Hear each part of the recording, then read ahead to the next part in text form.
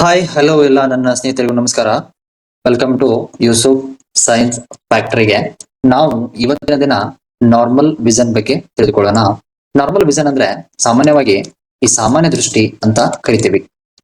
ಈ ಸಾಮಾನ್ಯ ದೃಷ್ಟಿ ಅಂದ್ರೆ ದೂರದಲ್ಲಿರುವಂತಹ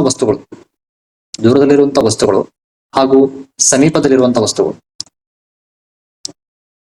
ನೋಡ್ರಿ, ದೂರದಲ್ಲಿರುವಂತಹ ವಸ್ತುಗಳು ಕೂಡ ಸ್ಪಷ್ಟವಾಗಿ ಕಾಣ್ತಾ ಇದಾವೆ ಹಾಗೂ ಸಮೀಪದಲ್ಲಿರುವಂತಹ ಎಲ್ಲಾ ವಸ್ತುಗಳು ಕೂಡ ಸ್ಪಷ್ಟವಾಗಿ ಕಾಣ್ತಾ ಇದಾವೆ. ಹೀಗೆ ಕಾಣುವುದಕ್ಕೆ ಸಾಮಾನ್ಯ ದೃಷ್ಟಿ ಅಂತ ಕರೀತಾರೆ. ಈ ಸಾಮಾನ್ಯ ದೃಷ್ಟಿಯಲ್ಲಿ ಪಾಲ್ಗೊಳ್ಳೋರು ಯಾರಪ್ಪ ಅಂತಾರೆ, ಕಣ್ಣಿನ ಕಾರ್ನಿಯಾ ಪಾಲ್ಗೊಳ್ಳುತ್ತದೆ ಹಾಗೂ ಕಣ್ಣಿನ ಲೆನ್ಸ್ ಕೂಡ ಪಾಲ್ಗೊಳ್ಳುತ್ತದೆ ಹಾಗೂ ರೆಟಿನಾ ಕೂಡ ಕೆಲಸ ಮಾಡ್ತದೆ. ಈ ಮೂರು ಸರಿಯಾಗಿ ಕೆಲಸ ಮಾಡಿದ್ರೆ ಸಾಮಾನ್ಯ ದೃಷ್ಟಿ ಆಗುತ್ತೆ.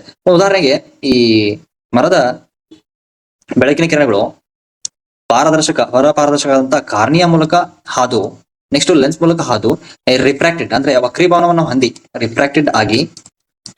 ಹೊಂದಿ ಎಕ್ಸಾಕ್ಟ್ ರೆಟಿನಾದ ಮೇಲೆ ಕೇಂದ್ರೀಕರಿಸುತ್ತದೆ. ಈ ಕಾರಣದಿಂದ ದೂರದಲ್ಲಿರುವಂತಹ ವಸ್ತುಗಳು ಹಾಗೂ ಸಮೀಪದಲ್ಲಿರುವಂತಹ ವಸ್ತುಗಳು ನಮಗೆ ಸರಿಯಾಗಿ ಸ್ಪಷ್ಟವಾಗಿ ಕಾಣುತ್ತವೆ. ಇದರಲ್ಲಿ ಸ್ವಲ್ಪ ದೃಷ್ಟಿದೋಷ ಕಂಡು ಬಂದ್ರೆ ಯಾವ ತರ ದೃಷ್ಟಿದೋಷ ಕಂಡು ಬರ್ತದೆ ಅಂತ ನೋಡೋಣ. ಮೊದಲನೇದಾಗಿ ಹೈಪರ್ಪಿಯಾ ಅಂತ ಕರೀತಾರೆ. ಅಂದ್ರೆ ಹೈಪರ್ಪಿಯಾ ಅಂತಂದ್ರೆ ದೂರದೃಷ್ಟಿ ದೋಷ.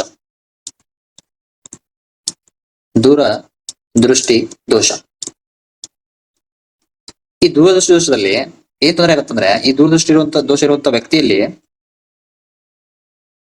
ಬಹಳಷ್ಟು ದೂರದಲ್ಲಿರುವಂತಹ ವಸ್ತುಗಳು ಸರಿಯಾಗಿ ಸ್ಪಷ್ಟವಾಗಿ ಕಾಣುತ್ತವೆ. ಸಮೀಪದಂತ ವಸ್ತುಗಳು ಸ್ವಲ್ಪ ಮಸುಕಾಗಿ ಕಾಣುತ್ತವೆ. ಅಂದ್ರೆ ಈ ದೂರದೃಷ್ಟಿ ದೋಷವನ್ನು ಹೊಂದಿರುವಂತಹ ವ್ಯಕ್ತಿಯಲ್ಲಿ ದೂರದಲ್ಲಿರುವಂತಹ ವಸ್ತುಗಳು ಸ್ಪಷ್ಟವಾಗಿ ಮತ್ತು ಸರಿಯಾಗಿ ಕಾಣುತ್ತವೆ. ಅದೇ ಸಮೀಪದಂತ ವಸ್ತುಗಳು ಮಸುಕಾಗಿ ಸ್ವಲ್ಪ ಬ್ಲರ್ ಆಗಿ ಕಾಣುತ್ತವೆ. ಇದಕ್ಕೆ ಕಾರಣ ಏನಪ್ಪಾ ಅಂತಂದ್ರೆ, ಇದು ಕಾರ್ನಿಯಾ ಹಾಗೂ ಲೆನ್ಸ್ ಹಾಗೂ ರೆಟಿನಾ ಯಾವ ತರ ಕೆಲಸ ಮಾಡ್ತದೆ ಅಂದ್ರೆ, ಒಂದ್ ವೇಳೆ ನೀವೇನಾದ್ರೂ ಬುಕ್ ಅನ್ನ ಓದುತ್ತಿರ್ಬೇಕಾದ್ರೆ ನಿಮ್ಮ ಸಮೀಪದಂತ ಬುಕ್ಕಿನ ಬೆಳಕಿನ ಕಿರಣಗಳು ಕಾರ್ನಿಯಾ ಮೂಲಕ ಹಾಗೂ ಲೆನ್ಸ್ ಮೂಲಕ ಹಾದು ರಿಫ್ರಾಕ್ಟೆಡ್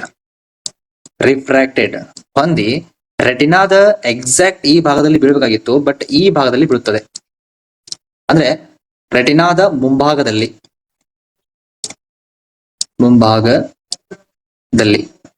ರೆಟಿನಾದ ಮುಂಭಾಗದಲ್ಲಿ ಬೀಳುವ ಕಾರಣದಿಂದ ದೂರದಲ್ಲಿರುವಂತಹ ವಸ್ತುಗಳು ಸರಿಯಾಗಿ ಮತ್ತು ಸ್ಪಷ್ಟವಾಗಿ ಕಾಣುತ್ತವೆ, ಸಮೀಪದಂತ ವಸ್ತುಗಳು ಮಸುಕಾಗಿ ಕಾಣುತ್ತವೆ. ಇದಕ್ಕೆ ಕಾರಣ ಏನಿರ್ಬೋದಪ್ಪ ಅಂತಂದ್ರೆ, eye ball is too short. ಅಂದ್ರೆ ಕಣ್ಣಿನ ಗೋಳವು ಚಿಕ್ಕದಾಗಿರಬಹುದು. Next cornea ಸಮತಟ್ಟಾಗಿರಬಹುದು.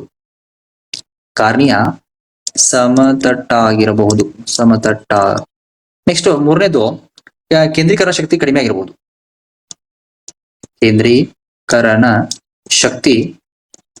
ಕಡಿಮೆ ಆಗಿರಬಹುದು. ಈ ಅಂದ್ರೆ ಐಬಾಲ್ ಅಂದ್ರೆ ಕಣ್ಣಿನ ಗೋಳ ಚಿಕ್ಕದಾಗಿರ್ಬೋದು, ಕಾರ್ನಿಯಾ ಸಮತಟ್ಟಾಗಿರ್ಬೋದು ಅಂದ್ರೆ ಫ್ಲಾಟ್ ಆಗಿರ್ಬೋದು.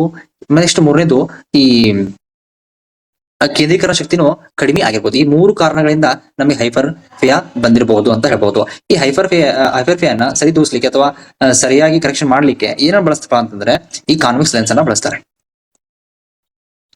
ಈ ಕಾನ್ವೆಕ್ಸ್ ಲೆನ್ಸ್ ಏನ್ ಮಾಡುತ್ತಂದ್ರೆ, ರೆಟಿನಾದ ಮುಂಭಾಗದಲ್ಲಿ ಬೀಳುವಂತಹ ಬೆಳಕಿನ ಕೇಂದ್ರೀಕರಿಸಿದ ಬಿಂದು ಅಥವಾ ಇಮೇಜು ಎಕ್ಸಾಕ್ಟ್ ಎಲ್ಲಿ ಬೀಳುವ ಮಾಡ್ತೇವೆ ಹೇಳ್ರಿ, ರೆಟಿನಾ ಮೇಲೆ ಬೀಳುವಾಗೆ ಮಾಡುತ್ತದೆ. ಅದಕ್ಕೆ ನಾವು ಏನ್ ಮಾಡ್ತೇವ್ರಿ, ಸ್ಪೆಕ್ಟ್ ಅನ್ನ ಧರಿಸ್ತೇವಿ. ಅದಕ್ಕೆ ಕರೆಕ್ಟೆಡ್ ವಿತ್ ಕಾನ್ವೆಕ್ಸ್ ಲೆನ್ಸ್ ಅನ್ನ ಬಳಸಿ ಹೈಪರ್ಪಿಯಾನ ನಾವು ದೂರ ಮಾಡಬಹುದು. ನೆಕ್ಸ್ಟ್ ಇದು ಕಾಮನ್ ಸಿಂಪ್ಟಮ್ಸ್ ಏನಪ್ಪಾ ಅಂದ್ರೆ, ನಮಗೆ ಬ್ಲರ್ ಅಂದ್ರೆ ಸಮೀಪದಲ್ಲಿರುವಂತಹ ಯಾವ್ಯಾವ ವಸ್ತುಗಳನ್ನು ನೋಡ್ತಿರ್ಬೇಕಾದ್ರೆ ಅವ್ ಏನಂತ ಹೇಳ್ರಿ, ಬ್ಲರ್ ಅಂದ್ರೆ ಮಸುಕಾಗಿ ಕಾಣುತ್ತವೆ. ನೆಕ್ಸ್ಟ್ ಐ ಸ್ಟ್ರೈನ್ ಅಂದ್ರೆ ಕಣ್ಣಿಗೆ ಆಯಾಸ ಆಗುತ್ತೆ, ತಲೆನೋವು ಬರಬಹುದು.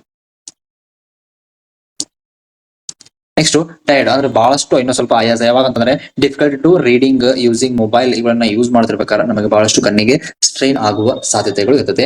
ಇದು ಹೈಪರ್ ಮೆಟ್ರೋಫಿಯಾ ಅಂದ್ರೂ ಒಂದೇ, ಇದು ಹೈಪರ್ಪಿಯಾ ಅಂದ್ರೂ ಒಂದೇ. ಇದು ಕ್ಲಿನಿಕಲ್ ವರ್ಡ್, ಇದು ಪುಸ್ತಕೀಯ ಭಾಷೆ. ಇವೆರಡನ್ನು ಕೂಡ ಬಳಸಿದಾಗ ಸರಿಯಾದ ದೂರದೃಷ್ಟಿ ದೋಷ ಅಂತಾನೆ ಆಗುತ್ತೆ. ಹಾಗಾದ್ರೆ ಮುಂದಿನದ ಮಯೋಪಿಯಾವನ್ನ ನೆಕ್ಸ್ಟ್ ಕ್ಲಾಸ್ ಅಲ್ಲಿ ನಾವು ನೋಡೋಣ. ನಮಸ್ಕಾರ.